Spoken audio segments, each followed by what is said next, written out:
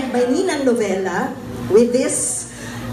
Once you find someone who makes you happy, who gives you that incomparable inner joy, and you can't stop thinking of him or her, then never let her, never let him go.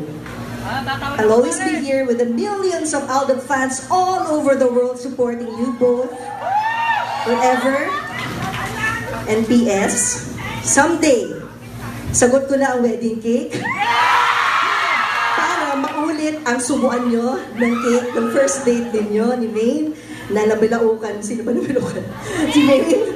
Sagot ko na ang show my king dahil meron na kay suka at toyo. Dalhin nyo na lang ang panulak na Coke, gatas at downy. At pagkasal na kayo, matuto kang maglaba, Alden. Gamit ang Tide, syempre. Habang kumakain at pinagluluto ka ni May ng sardinas. Na favorite ko. O paano, talk and text na lang tayo. At i-talk and text ko na ba ang mga Aldanatics talaga. Gamit ang O-phone at Oppo.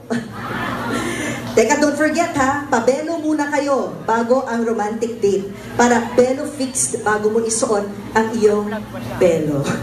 Nasuot mo na kahapon. Love always, Ninang Dab, dated November 26, 2015. 1 year after, eto tayo, ever so strong. Happy anniversary.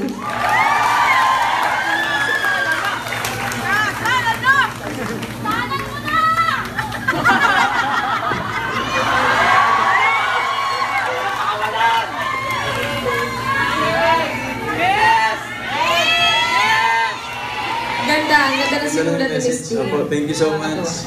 Thinking 1 year pa lang yan. Pero on behalf of everyone who's here, hanggat gusto niya pa po kami ni May na nandito kami, hindi kami mawawala.